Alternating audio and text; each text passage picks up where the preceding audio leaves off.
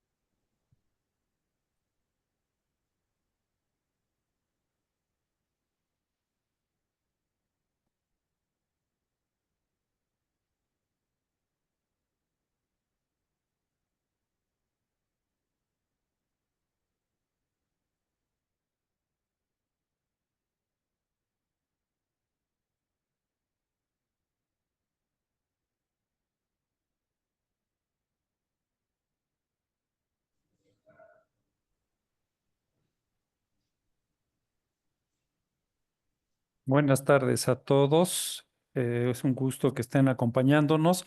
Está ingresando muchos gente interesada, entonces vamos a dar unos minutos de espera en lo que se siguen conectando para dar inicio con nuestra conferencia del día de hoy de diálogos ANAFAPIT.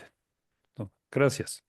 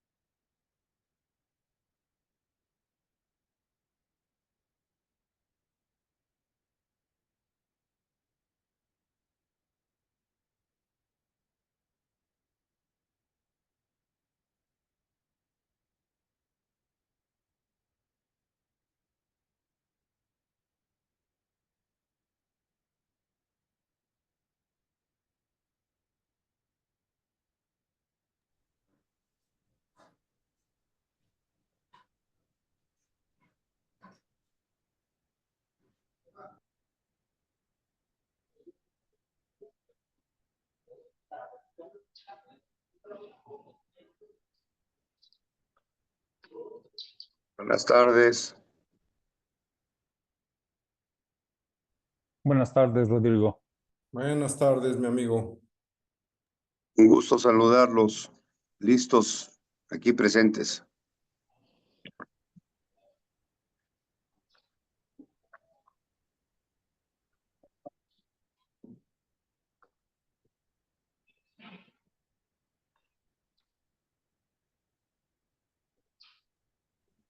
Buenas tardes nuevamente a todos. Estamos dando unos minutos de espera. Se sigue conectando gente. Entonces, agradecemos su paciencia unos minutitos.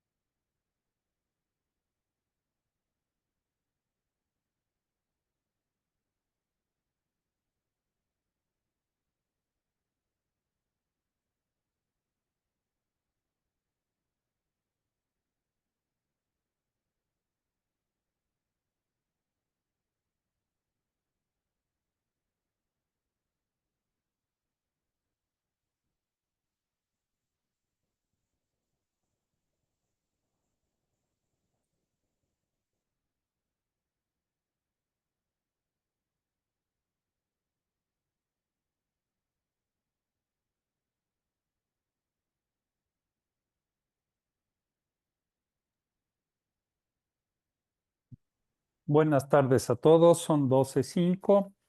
Gracias por acompañarnos en esta conferencia de Diálogos Anafapit.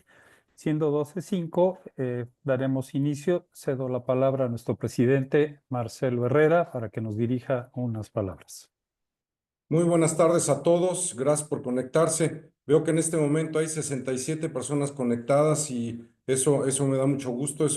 Eso es un claro indicio de este tipo de pláticas, la importancia que tiene en este momento.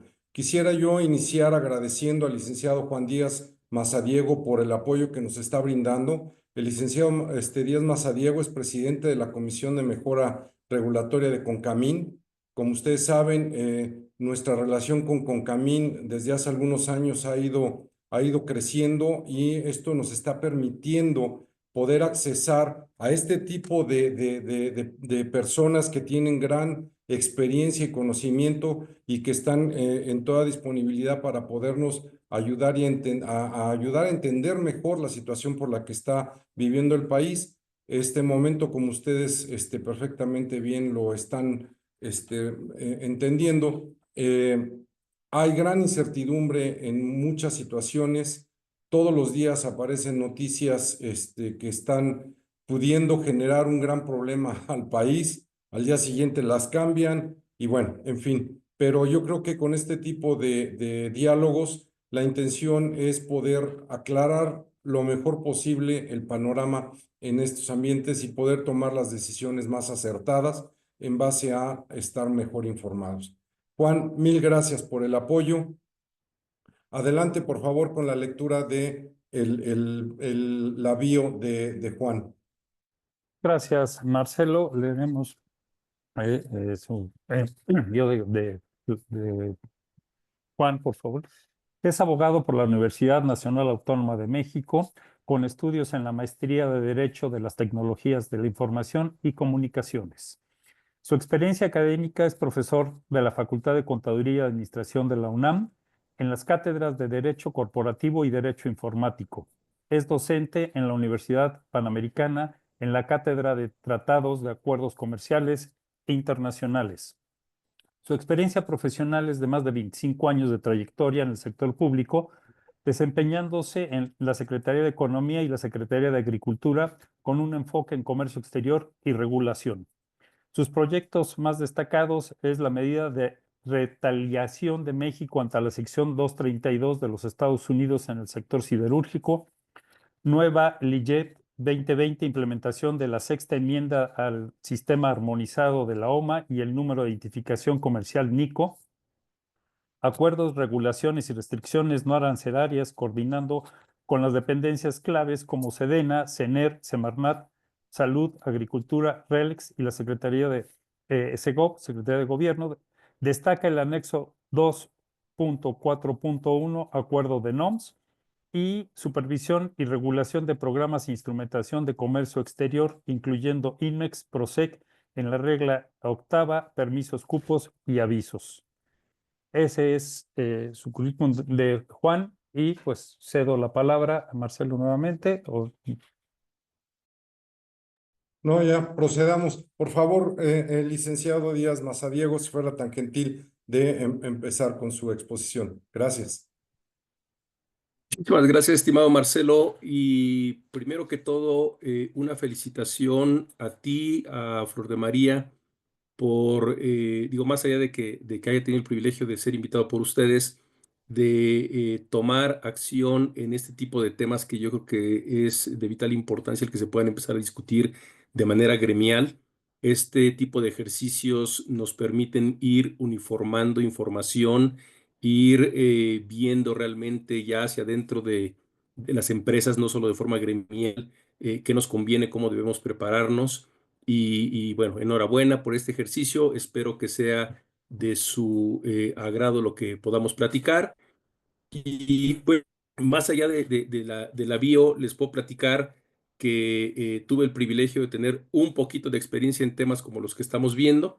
En la ocasión pasada que el señor Trump fue presidente, tuve la fortuna de estar en las filas de la Secretaría de Economía y como se ha comentado en la bio, era el área que operaba los instrumentos de comercio exterior, particularmente los aranceles, y tuvimos pues una amplísima participación en revisar todos los aspectos retaliatorios de aquella medida de la 232 en acero y aluminio por parte del gobierno americano, y también pues la implementación de otro tipo de medidas que fueron necesarias para arropar esta respuesta del gobierno mexicano. Entonces, espero que esta charla sea de su interés y sin más les rogaría, si me hacen favor, de pasar a nuestra primera lámina.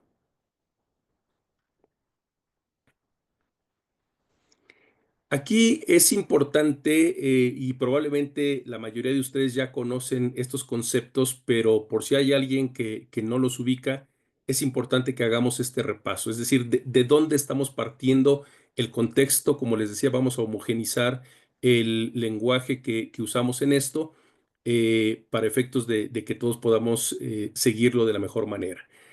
Un arancel, también se le llama tarifa, se le llama ad valorem de repente, pues es el impuesto de importación. Es un impuesto a final de cuentas que, dicho sea de paso, es un impuesto que no tiene un carácter recaudatorio como la gran mayoría de los impuestos. Y debo decirles también que es el único impuesto cuya política la define la Secretaría de Economía y no la Secretaría de Hacienda. Si bien es cierto, Hacienda también interviene en la gestión de los decretos arancelarios y de la LIGIE, la realidad es que la mano la lleva la Secretaría de Economía, pues siendo un instrumento básicamente de política industrial y de política arancelaria. Eh, ¿Qué es un arancel NMF?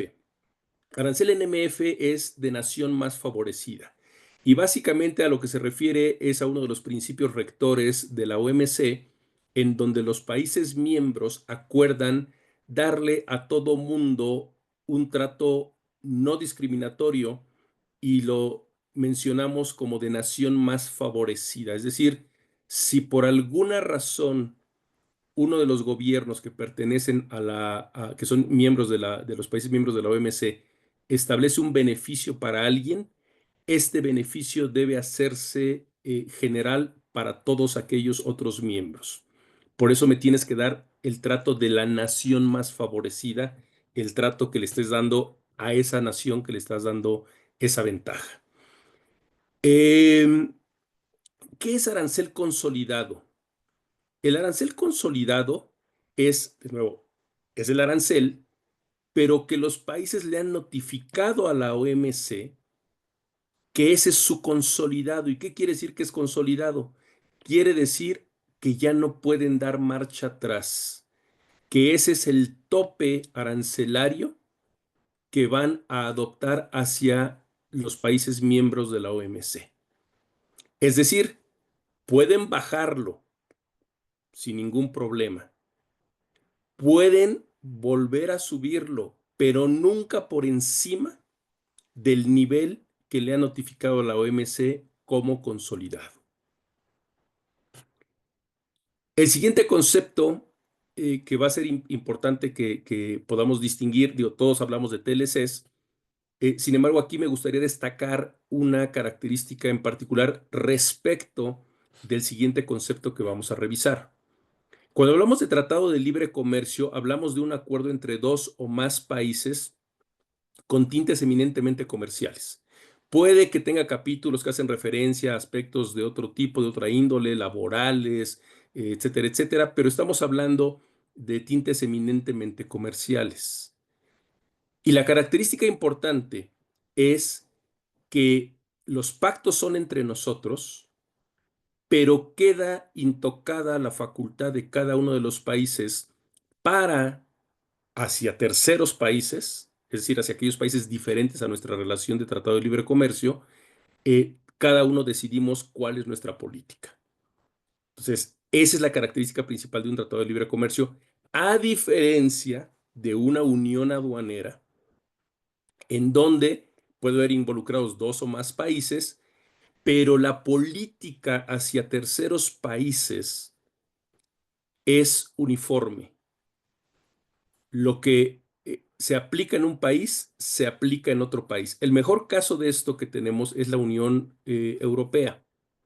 en donde en ellos, pues no obstante cada país administra su propia aduana, la realidad es que los aranceles que se cobran en una aduana sirven lo mismo para cualquiera otro de los países de los territorios que forman parte de la Unión Europea.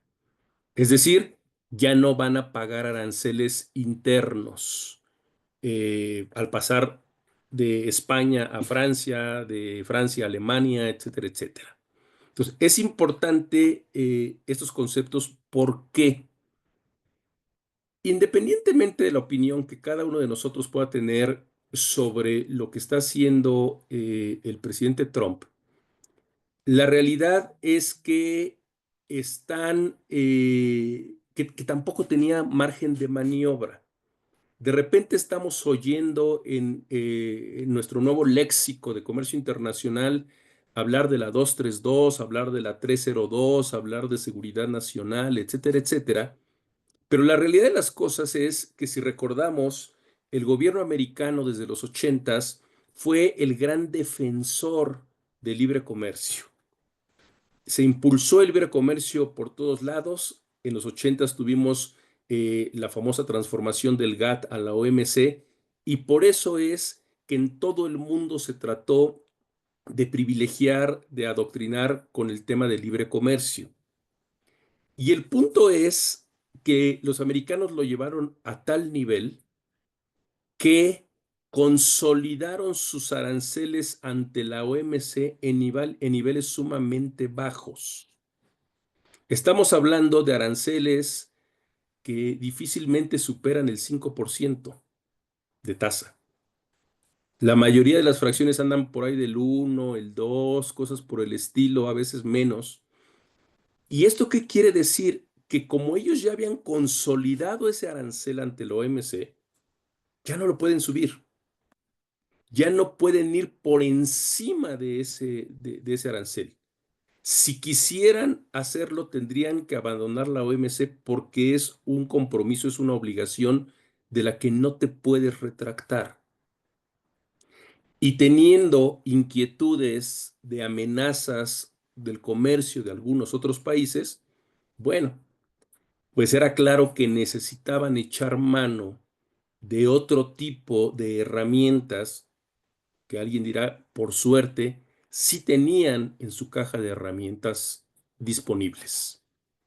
Leyes bastante viejas que por temas de seguridad nacional le permiten al presidente de los Estados Unidos tomar algunas decisiones de índole extraordinaria. Bueno, esas son la caja de herramientas de la que actualmente el gobierno de los Estados Unidos está echando mano. Si bien en la prensa, en boletines, vemos que se habla de aranceles, ahí viene el arancel del 25%, en estricto sentido no estamos hablando de un arancel. Los aranceles son los que tenemos en pantalla. Bueno, probablemente nos faltan ahí los de los tratados de libre comercio, etcétera, algunas otras eh, eh, especies de arancel. Pero de las medidas que actualmente estamos hablando, estos los famosos 25% y todos esos, no son propiamente, no son técnicamente un arancel. Son una medida tipo arancel, que quizás la mejor forma de explicarlos es diciendo eso, que es un arancel. A final de cuentas, desde el punto de vista más pragmático, pues sí, son un impuesto a la importación, pero no de la naturaleza original del arancel, sino son una medida de carácter extraordinario que el gobierno americano está echando mano de ellas por temas básicamente de estrategia y de temas de seguridad nacional. Por favor, cualquiera que en el momento que sientan alguna duda, alguna pregunta, con toda confianza, levanten la mano o interrúmpanme y le entramos a la inquietud, por favor. Bueno, entonces ese es el contexto en el que estamos, ¿sí? El gobierno americano siente presión por muchos lados, pero no podía echar mano de medidas como estas, las tradicionales. Y por otro lado, había otras medidas que también seguramente muchos de ustedes conocen, las medidas que le llamamos de remedios comerciales por prácticas desleales, donde las dos de batalla son el tema de cuotas compensatorias por discriminación de precios o por subsidios. ¿Cuál es el problema que algunos países, incluido México y por supuesto Estados Unidos, han estado enfrentando con ese tipo de medidas by the book? Que cuando se realiza una investigación por prácticas desleales en términos de los acuerdos de la OMC, resulta que el país o las empresas sancionadas empiezan a triangular la mercancía por otro lugar. Empiezan a usar otros países, otros territorios, para exportar desde ahí.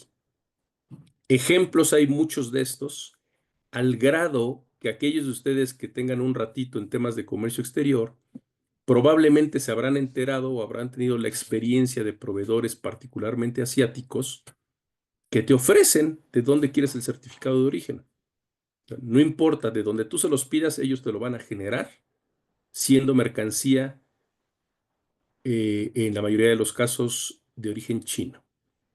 Y te dicen, no hay problema, tú pídeme el certificado de origen y yo te lo voy a entregar. Entonces, eso es con lo que el mundo ha venido lidiando los últimos 15 años. Estamos en un juego de gato-ratón en donde esos países con un gran apetito por exportar, con un gran apetito por colocar su mercancía en otros lugares, pues van adoptando algunas estrategias sumamente agresivas para llegar a mercados, desplazar a otros jugadores, ganar participación en el mercado y al final, si es posible, quedarse con el mercado. Entonces, realmente eso es lo que estamos atestiguando. Probablemente muchos de nosotros, aquellos que tenemos más edad, pues recordemos que justo fueron los americanos los que empezaron este juego, ¿no? Cuando empezaron a hablar de offshoring, digo, aunque ahora hablamos de nearshoring, la realidad es que los americanos empezaron a hablar de offshoring hace varias décadas con el objeto de tener un tema de reducir costos, costos de producción. Y así fueron sacando producción industrial de su territorio, llevándolo a otros lugares. Debemos reconocer que México pues, fue de esos países que en su momento tuvieron una participación importante en ese offshoring y es lo que hoy conocemos como el IMEX. Fue el programa Bracero, después pasamos por el programa Maquiladoras y bueno, pues hoy tenemos el programa IMEX. Básicamente, este es un esquema de offshoring que se convirtió en nearshoring y es de lo que México ha venido echando mano también como una herramienta de facilitación comercial en las últimas décadas. La siguiente lámina, por favor.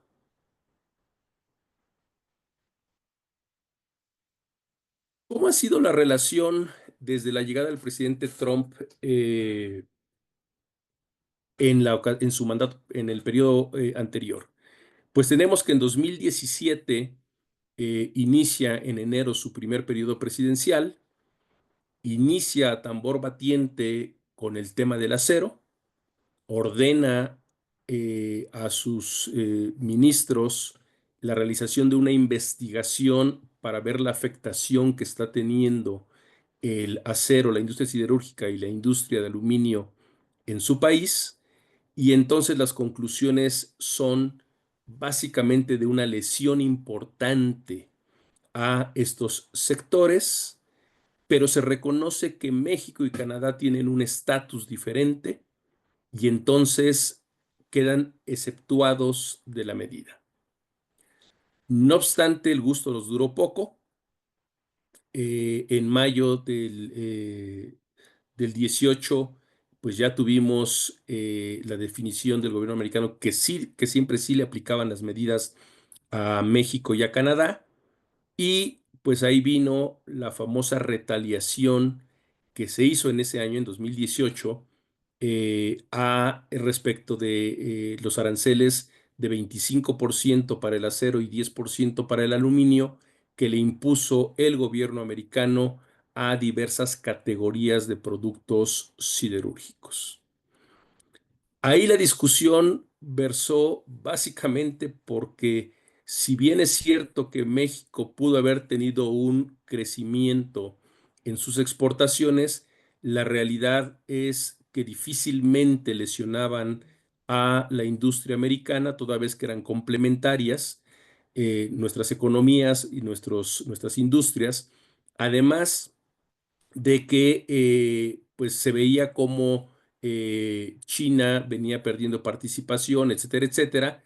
Es decir, en el peor de los casos, si estábamos teniendo una rebanada mayor del pastel, era a costa de otros países, no de la planta productiva americana, con la cual éramos básicamente complementarios. Sin embargo, una fijación, eh, un indicador que el gobierno americano determinó de manera extraoficial, pero que ha seguido ahí en el ambiente, que su planta productiva debía usarse al menos en un 80% para que entonces se considerara exitosa la medida. Ese era el indicador que permanentemente el gobierno americano estaría monitoreando y de eso dependía cómo se realizaría las decisiones que vendría tomando después hacia otros países. Sin embargo, pues vimos en aquel momento lo mismo que estamos viendo ahorita. Aunque Estados Unidos consumiera todo el acero que produce y en el hipotético caso de que sus plantas estuvieran produciendo al 100%, Estados Unidos es deficitario. No alcanza a producir todo el acero y el aluminio que requiere. Y sí, es cierto, México y Canadá están entre sus principales proveedores, pero eso no significa que sean autosuficientes. México respondió con la medida retaliatoria. La discusión en aquel momento versó entre si debían responderse con aranceles a productos siderúrgicos exclusivamente o si debían incorporarse otros productos. La metodología clásica en temas retaliatorios pasaba por la lógica de veamos qué estados son republicanos, tratándose en este caso de un presidente republicano, veamos qué estados son republicanos y de dónde están sus bases y vamos a mapear productos de esos estados para incluirlos en la lista. Evidentemente había temas que cuidar, como que no fueran productos de canasta básica, maíz, por ejemplo, nos dábamos un tiro en el pie, y con una pues, recomendación principalmente hacia bienes finales. ¿Por qué hacia bienes finales? Pues porque cualquier insumo al que se le ponga un arancel, que hoy ustedes mismos están importando, pues en el momento que le ponemos arancel, el costo se los estamos incrementando a la industria y en ese caso, pues nosotros mismos como país nos estamos poniendo un obstáculo que es además tengo que incrementar mi costo por ese arancel que me tengo que comer yo como productor que está importando a México algún insumo. Termina la etapa, finalmente los dos gobiernos empiezan a negociar y firman una declaración conjunta en mayo del 19 y con esta declaración conjunta se ponen fin, se dice, a las hostilidades arancelarias entre ambos países y se acuerda pues que México va a establecer un esquema de monitoreo también supervisado por los americanos para ir cuidando cómo se va a dar todo este tema arancelario, cómo se dan las exportaciones, el crecimiento de las exportaciones y entonces hay alguna cláusula por ahí que dice, en esta declaración conjunta, que dice, si de repente hubiera crecimientos importantes de algunas categorías de acero o de aluminio, pues los Estados Unidos quedaban en libertad de volver a establecer un arancel, por un lado, y por otro lado, si el gobierno mexicano decidía retaliar, pues lo haría únicamente dentro de las categorías siderúrgicas o de aluminio que correspondiera, pero ya no se podía echar productos de fuera de esos sectores. Todo tenía que quedar dentro de esos sectores. Recordemos que con motivo de la retaliación, México puso en su lista, sí, algunas pocas fracciones de acero, pero la mayoría eran otro tipo de productos como las motocicletas Harley Davidson, el whisky americano, las manzanas, las famosas eh, eh, paletas de cerdo, diversa carne de cerdo, etcétera, etcétera. Entonces, de eso es de lo que estamos hablando. Pues pasaron algunos años, nos encontramos de nueva cuenta con el presidente Trump en la Casa Blanca y durante su campaña, pues como es sabido por todos, tuvimos una serie de comentarios otra vez amenazantes en el sentido de que regresaría con impuestos, con aranceles, y pues ahí está el tema, ¿no? Aranceles generalizados para todos los países. México y Canadá, no obstante ser socios comerciales, pues van a la cabeza con 25%. A China, como ya los ha castigado antes y todavía están vigentes esos aranceles, les está poniendo 10 puntos más de arancel. Pero de repente otra vez sale el tema del acero, y que es lo nuevo con lo que nos despertamos esta semana. Es decir, ya por ahí andaba el run run que llegaría otra vez con el tema del acero, y pues sí, lo cumplió. Vimos que el domingo por la noche firmó la famosa orden en donde pues decreta estos aranceles con fecha de entrada en vigor a mediados de marzo, el 12 de marzo en concreto, tanto para acero como para aluminio. Y pues, ¿qué es lo que esto nos genera? Pues nos genera básicamente incertidumbre. Es decir, hay una persona con la que la semana pasada todos estábamos con el alma en un hilo por estos aranceles generalizados de 25%. De repente tenemos la buena noticia el lunes de que eso se pospone, pero pues no pasó ni una semana cuando ya tenemos otra vez la amenaza del acero y del aluminio. Ahí es en donde estamos, esto como contexto global. Y bueno, pues no se ve claramente que el presidente de los Estados Unidos vaya a quedarse nada más con estos temas. Debemos entender que a final de cuentas, pues hay una estrategia mucho más grande de él pretendiendo negociar con muchos países o renegociar con muchos países diversos aspectos. Claramente a nosotros en particular nos llama la atención y nos preocupa el caso del TEMEC, tratado que dicho por él mismo fue el mejor tratado jamás negociado por ningún país en el mundo, pero pues pasaron unos cuantos años, 4 años, para que otra vez pues tenga la idea de que México y Canadá están aprovechándose de los Estados Unidos. La siguiente, por favor.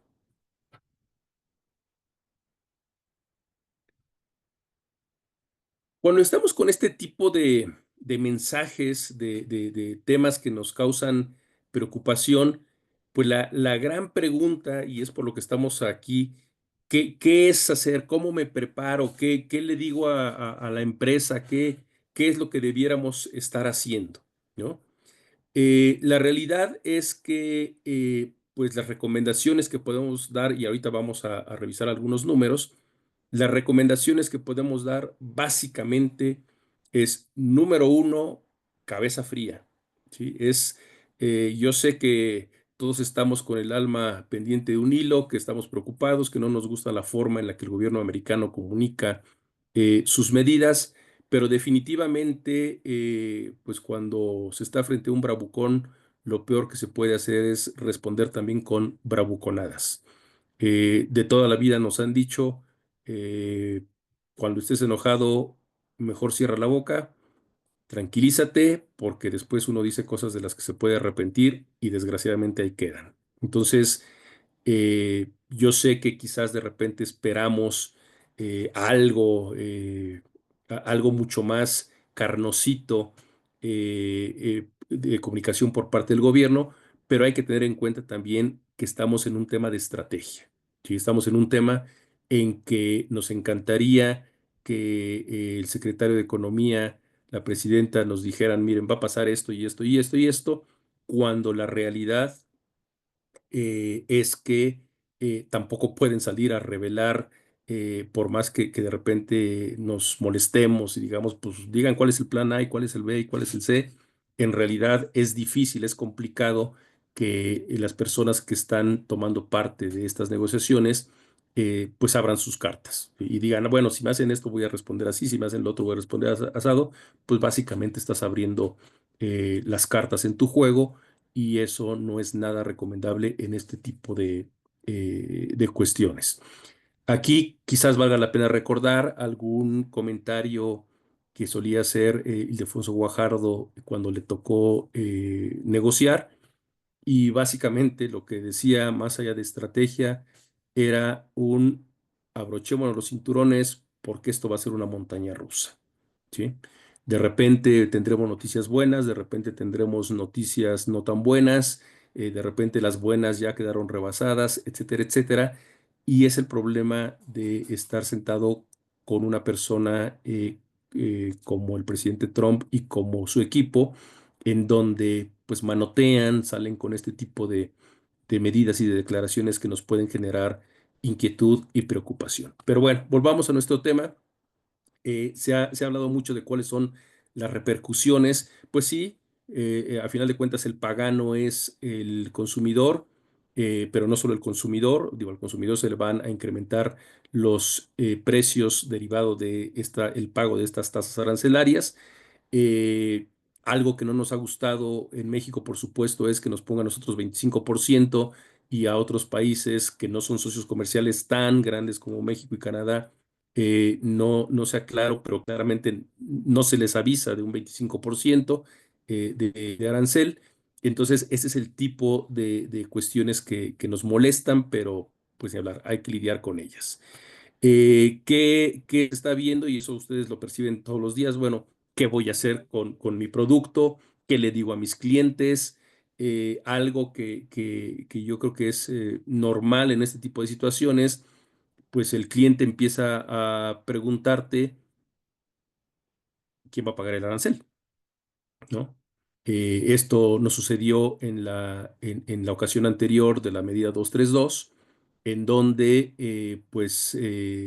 cuando se dio la medida de retaliación, los productores americanos que exportaban los productos sancionados le preguntaban a sus pares mexicanos, oye, pues tú pagas el arancel, ¿no? Y los mexicanos dijeron, no. O sea, yo porque voy a pagar el arancel, o sea, yo te vengo pagando un precio, entonces yo no debería estar pagando el arancel. Después proponían algunos un tema de partirlo a mitades. Y bueno, en algunos casos, como en el sector porcícola, la verdad es que los productores americanos terminaron comiéndose el arancel. Después el gobierno de Estados Unidos tuvo que salir a darle subsidios, algunos montos muy importantes de dinero para resarcir el daño que le había causado al sector porcícola americano. Y pues es el tipo de cosas que ahorita pueden estarnos preocupando, ¿no? Y si no, sus clientes no se los han dicho, digo, quizás es porque todavía no hay fracciones, listas de fracciones o alguna medida concreta, pero la realidad es que son las preguntas naturales que ustedes van a enfrentar. Si hay un arancel que se pone por parte del gobierno mexicano a algún producto que ustedes están importando, la pregunta, la charla obligada que van a tener con sus contrapartes es quién va a pagar el arancel. En aquel momento, cuando me tocó estar en la Secretaría de Economía, la recomendación, la petición que le hacíamos a la industria es que no aflojara y que no aceptara pagar el arancel, que además era resultado de una acción de su gobierno, una acción ofensiva de su gobierno, no, si bien era resultado también de la retaliación que había hecho el gobierno mexicano, pues era esa retaliación resultado de la medida ofensiva de parte del gobierno americano.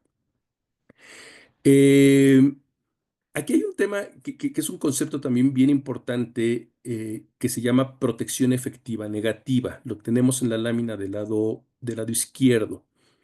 Más allá de lo técnico que pueda sonar el concepto, es importante que lo conceptualicemos.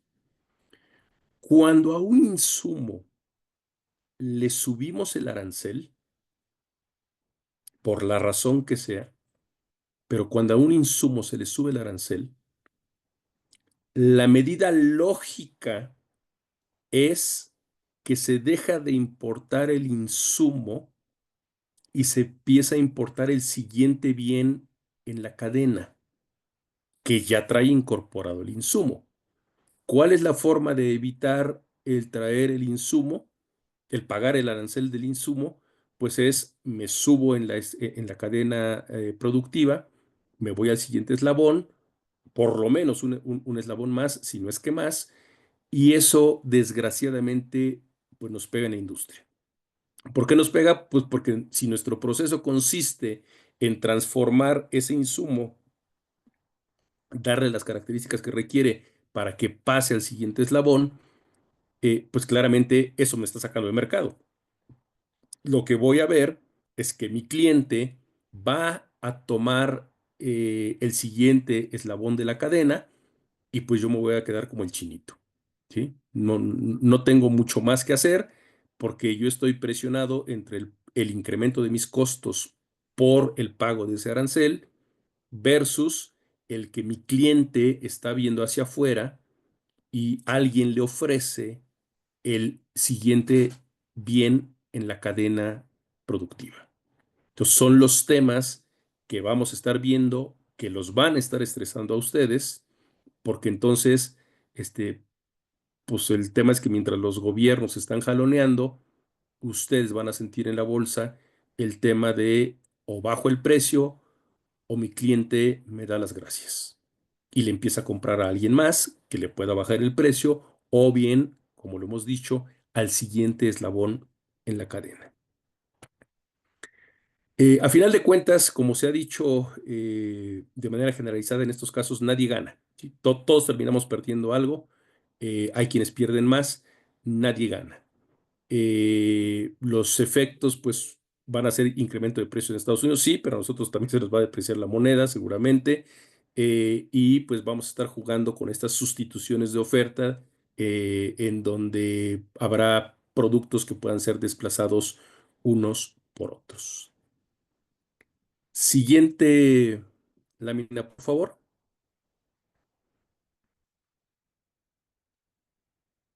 Vamos a hablar ya del caso Anafapit. Nos hicieron favor de proporcionar el vector de acciones arancelarias de Anafapit y vamos a ver aquí los números que nos salieron. Por ejemplo, en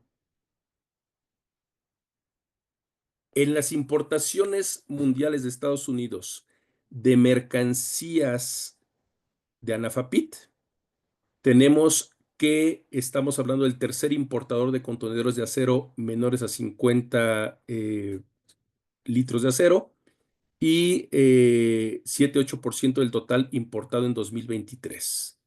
También estamos hablando que es el cuarto importador de materias colorantes, pigmentos, pinturas, tintas para imprimir y el primero en ciertos químicos como la acetona, ácido clorhídrico, cloruro de bencilo.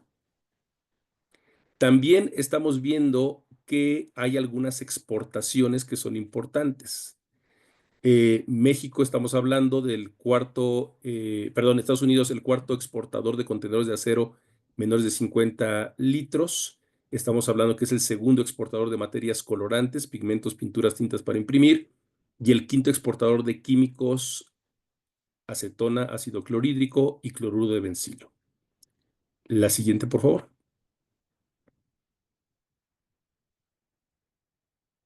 Aquí lo que estamos viendo es dentro del mercado americano, por tipo de productos, esta primera lámina es de materias colorantes, pigmentos, pinturas y tintas para imprimir, cómo es que se ha dado el comercio en los últimos 6 años en esas mercancías desde el punto de vista de importaciones a Estados Unidos. Y resulta que pues en el sector parece que les ha ido bastante bien. Estamos viendo que duplicó su participación en el mercado americano de 2019 a 2024. Estamos hablando de un periodo de 5 años donde se duplicó esta participación. Si bien es cierto, Canadá es el principal jugador, hay otros países que han ganado alguna presencia. China también ha perdido algo de presencia. Sin embargo, los alemanes y los japoneses son quienes parece que han capitalizado esto. Pero quiero llamar la atención sobre el gráfico de abajo. En el gráfico de abajo lo que estamos viendo son precios promedio. Aquí pues está bastante aglutinada la información. Pudiéramos tener un detalle algo más puntual, específico de algunas partidas arancelarias, pero lo que estamos viendo, si ustedes se dan cuenta, es que México, particularmente hacia el 2024, tiene un precio pues bastante competitivo, ¿no? De alguna manera los precios se les han venido dando bien y esto les permite competir contra los otros países dentro del mercado americano en condiciones que no se ven mal, ¿no?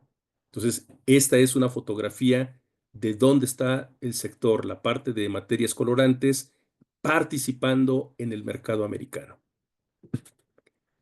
La siguiente, por favor.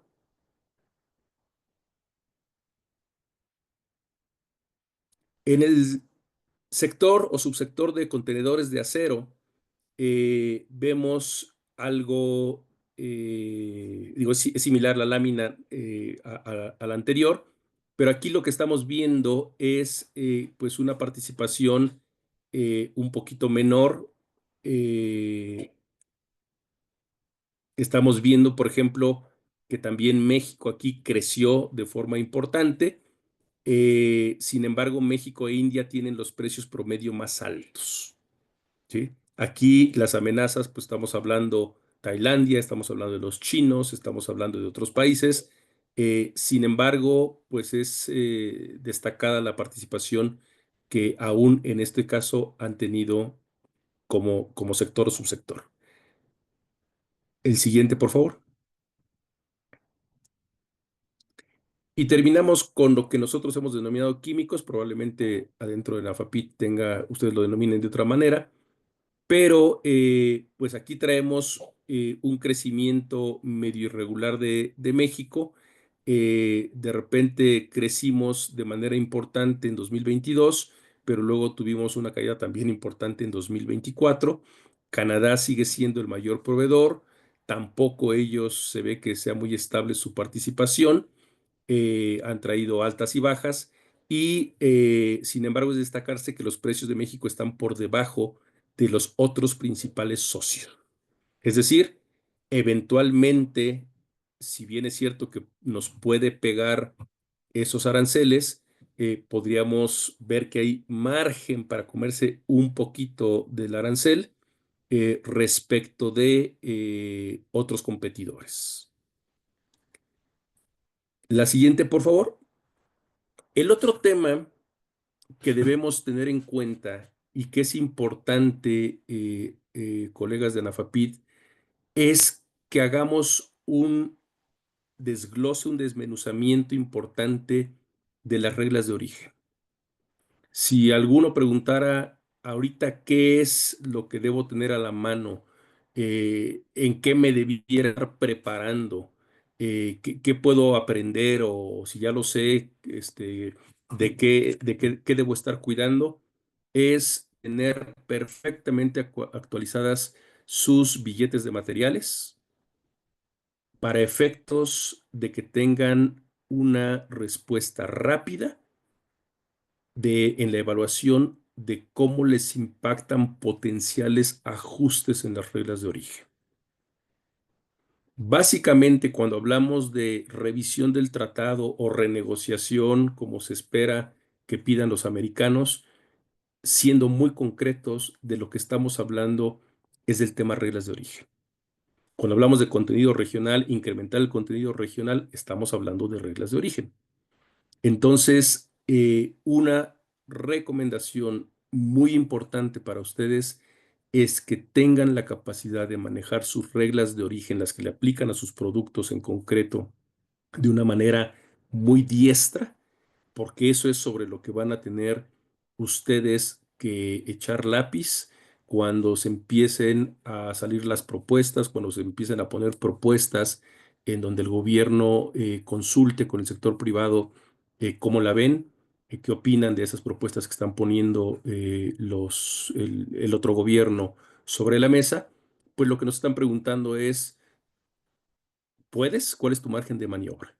¿Sí? ¿Qué tanto te pega? Y cuando hablamos de qué tanto te pega, pues el impacto tiene que ver con, ¿tienes la proveeduría nacional o regional que te permita hacer frente a estos cambios que están proponiendo para dotar de mayor contenido regional los productos y que por ende pueda seguir gozando del arancel preferencial al amparo del tratado? Esa es la pregunta más importante que tendremos que responder. Aquí la siguiente, por favor. Digo, tenemos básicamente un mapeo de lo que ustedes pueden ver en el anexo de reglas de origen del tratado. Si tuvieran alguna duda, algún comentario, pues la podemos platicar. Pero básicamente con esto terminamos la presentación. Les agradezco infinitamente su atención y quedo a sus órdenes para cualquier duda, pregunta, comentario, inquietud que tengan sobre el tema. Muchas gracias. Muchas gracias, Juan. Y esperamos a ver si tenemos alguna pregunta. Si tienen alguna pregunta, levanten la mano, por favor. Pueden abrir su micrófono para hacer la pregunta directa o si gustan hacerla por el chat, también podemos verla en el chat.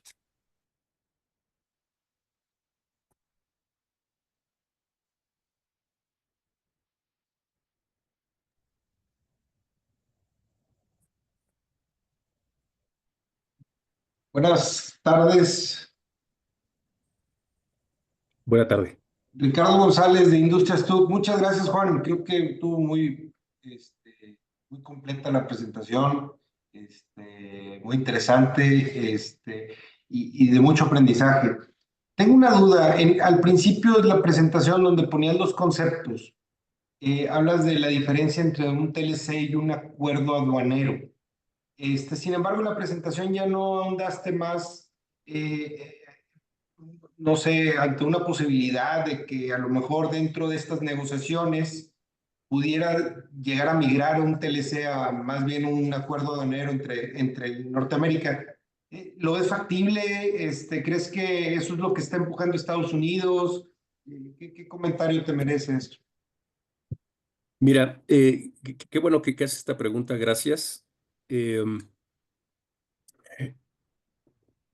Solo hay un producto en el que México y Estados Unidos tienen una unión aduanera y es el sector de edulcorantes.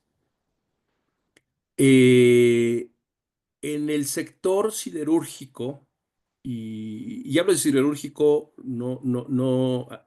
eh, es más representativo que el sector de aluminio.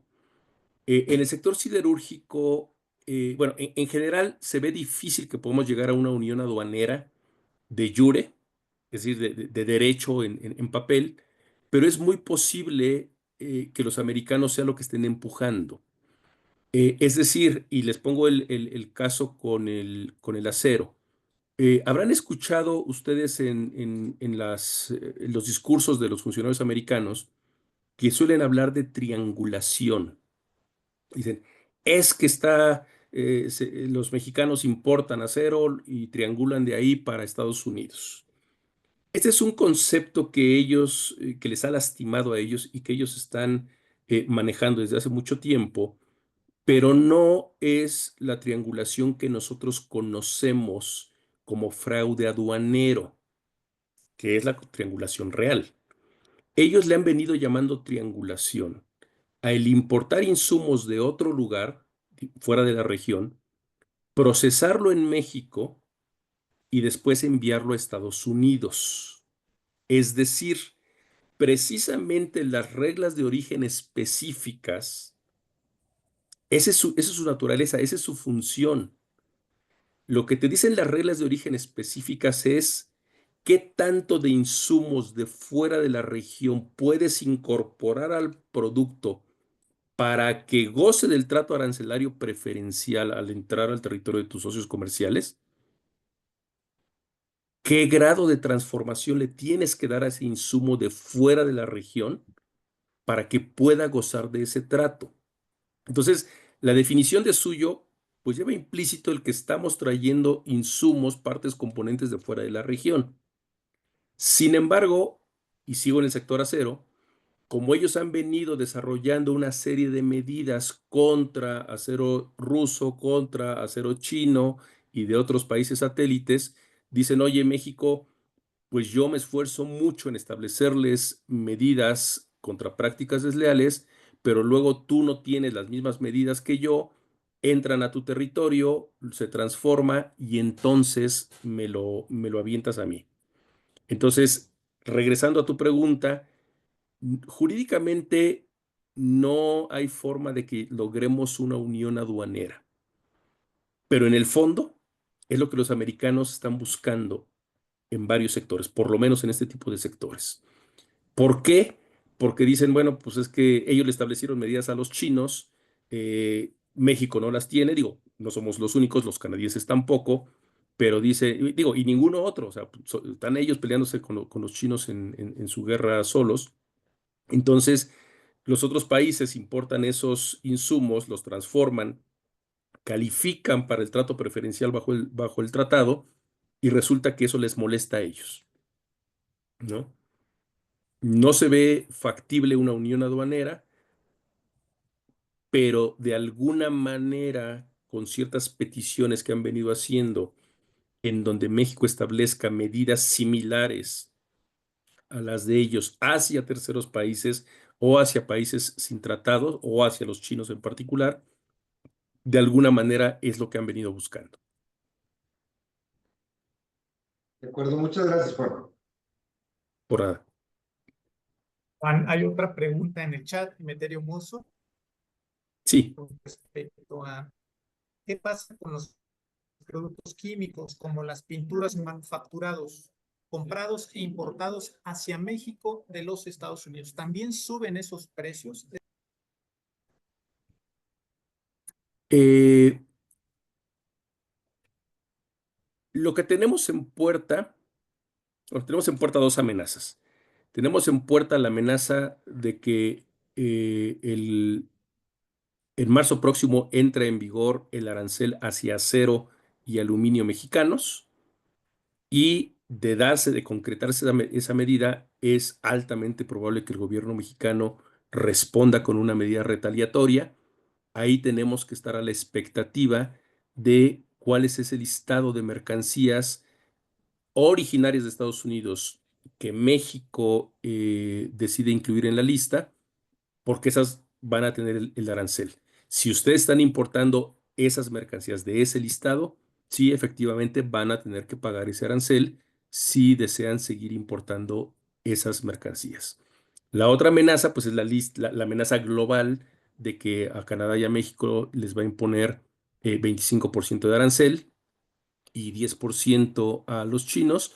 Eh, entonces, bueno, pues ahora sí que ahí sería, ellos nos estarían poniendo arancel a todo y la medida mexicana, no quiero decir que va a ser de un tamaño similar, pero pues la lista claramente será mucho más grande y es probable que en ese caso ya mercancías que estén importando ustedes hoy, pues sí tengan en algún momento arancel. La probabilidad crece. Muchas gracias, Juan. También hay otra pregunta. De hecho, dicen, ¿podrían pasar la página de las presentaciones? Sí, la presentación se queda con Pregunta Anafapit. de Cristina Lara, Este, particularmente en lo que incluyen los pigmentos.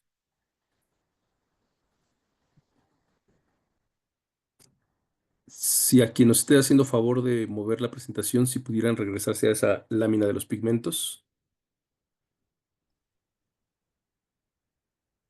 En este caso vale la pena mencionar, Juan, que este vector de fracciones arancelarias fue construido aquí en la Nafapid y corresponde a algunos productos finales y algunos insumos de los cuales utilizamos en los procesos. Ok.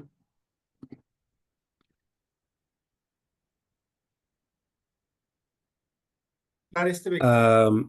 Sí, a Cristina Lara que hizo la pregunta. Cristina, aquí tenemos la lámina. ¿Tienes alguna duda en concreto que quieras que platiquemos?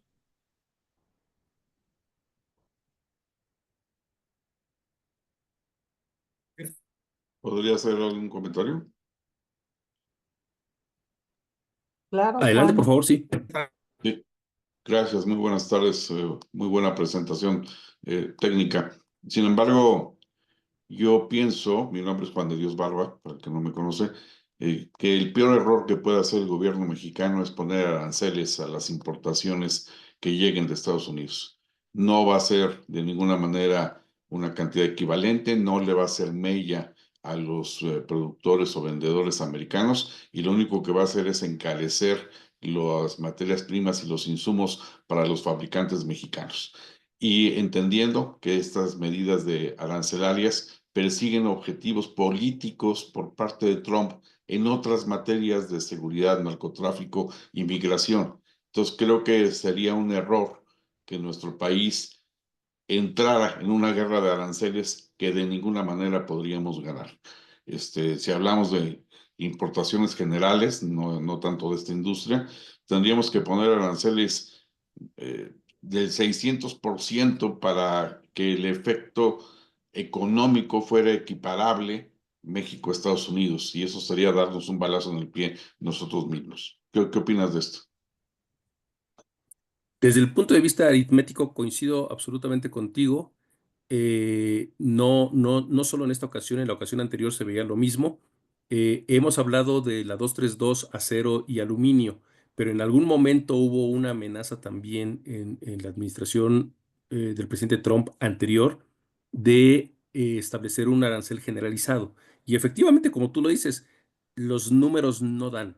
O sea, no hay manera de tener una retaliación de esos niveles. Se hablaba, fíjate nada más, era una retaliación, porque por ahí se quedó dormido también el tema, que ahorita parece están desempolvando, de los automóviles.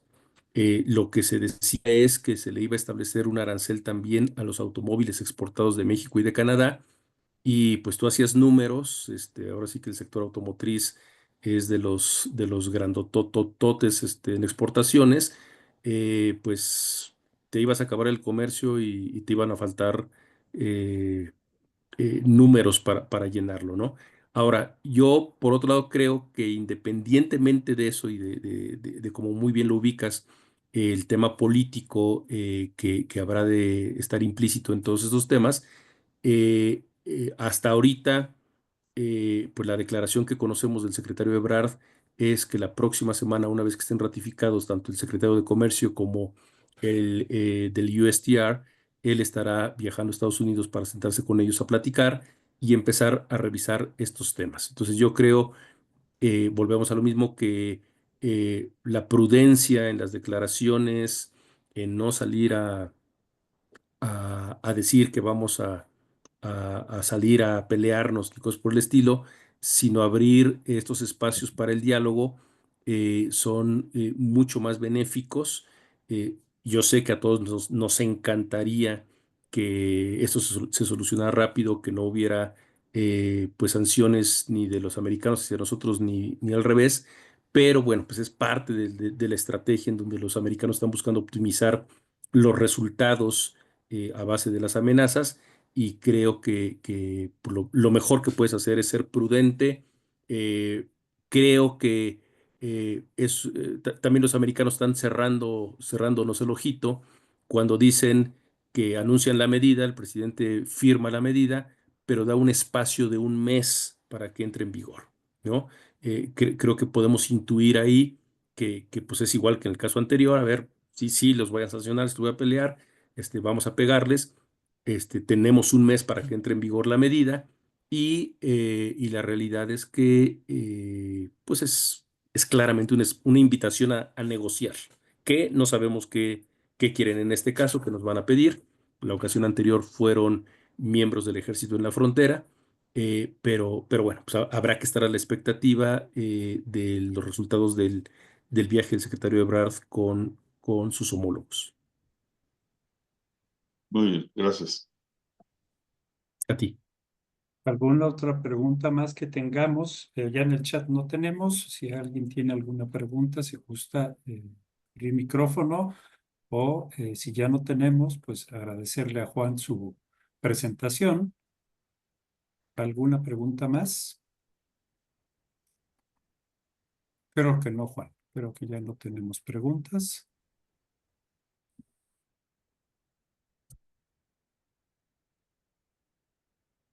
Sí, Me gustaría agradecer a Juan la exposición que nos dio. Creo que fue extremadamente puntual al darnos 2 o 3 recomendaciones bien concretas y como bien dijo, en este momento es tener la cabeza fría.